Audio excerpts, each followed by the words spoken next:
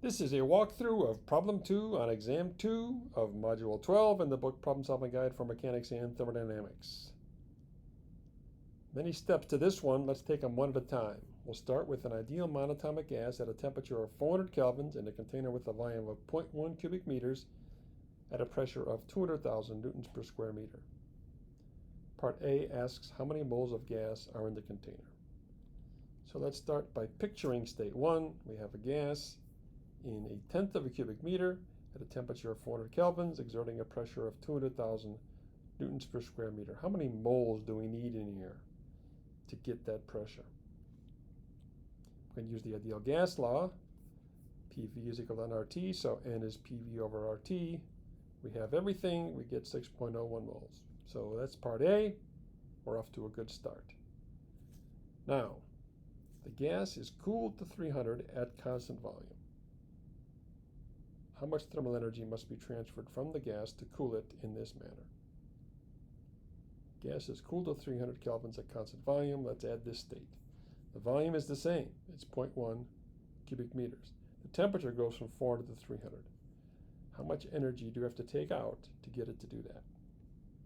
So it's at 400 kelvins. We take this container, we grab it, and we dunk it in an ice bath. And we have a thermometer in it.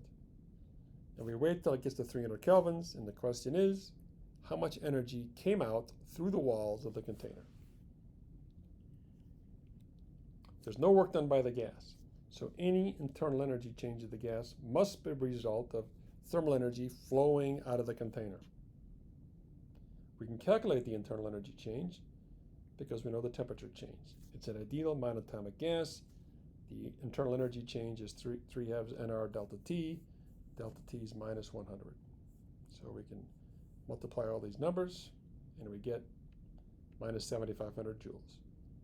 So if you have 6.01 moles of an ideal monatomic gas and you drop its temperature by 100 kelvins, you have to take out 7,500 joules.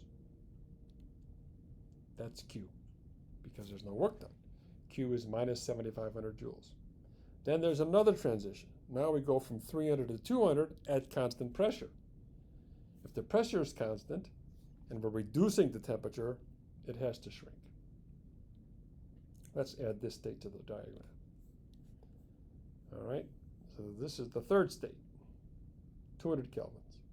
We went from here to here at constant pressure. Part C asks for how much Q, how much energy do you have to remove by cooling it to get it to go from 300 to 200. This 100K drop is going to take a longer time. Here, the volume was constant, but here the piston's coming in as we're cooling it. We dunk it in the ice bath, we're cooling it, we're taking energy out. Here comes the piston, and it's hitting the atoms. It's making them go faster. It's counteracting what we want to do. We have to leave it in the ice bath longer. Q is going to be bigger.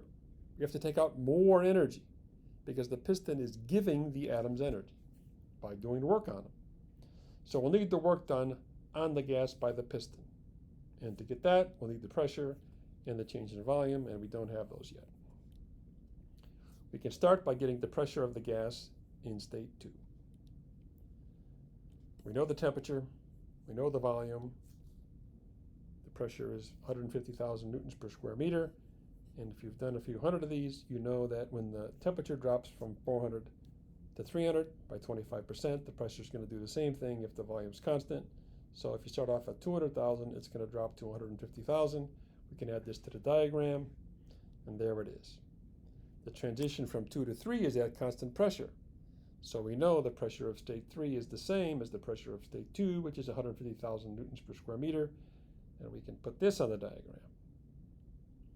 So now with the pressure of state 3, we can get the volume of state 3 with PV is equal to nRT. We know the temperature is 200 kelvins. So the volume of state 3 is 66.7 liters, 0.0667 cubic meters. And we can add that to the diagram. So now we have everything.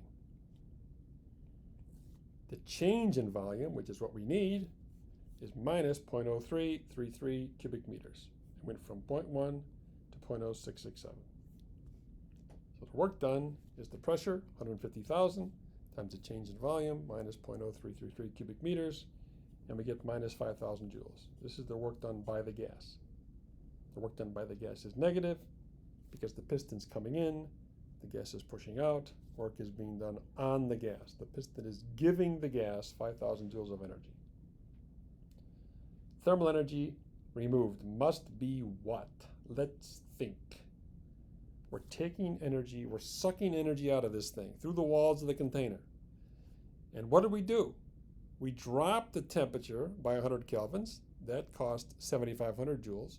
But while we were doing that, the piston made a deposit into the gas of 5,000 joules. And we took that away. So Q has to be minus 12,500 joules. Part D asks for the entire change in internal energy in the two-step process. We know it's 7,500 for 100 degrees, so it's got to be 15,000. But we can just use this equation and stick in minus 200 degrees. When it drops 200 degrees, we stick in the numbers, and we get minus 15,000 joules, exactly as expected, for the change in internal energy. To get the work done, part E, for the entire two-step process, from state 1 to state 2, the volume doesn't change. The work done is 0, and we've just found, going from state 2 to state 3, the work done by the gas is minus 5,000 joules. So the total from state 1 to state 3 is minus 5,000 joules, and that's part E. Part F, what is the total amount of thermal energy transferred from the gas during the entire two-step process? There's a couple ways to get this. One way is to do the whole thing. Okay, so we know that the internal energy dropped by 15,000 joules, and we know the piston made a deposit of 5,000 joules into the system, so we must have taken out 20,000 joules. So Q is minus 20,000 joules. Another way to do it is to just add the individuals. We calculated that from state 1 to state 2, we had to take out 7,500 joules. From state 2 to state 3, we took out 12,500 joules. If we add those up, we get minus 20,000 joules, as expected. 15,000 we have to take out to get the temperature down. 5,000 we have to take out because the piston's moving inward. That's problem 2.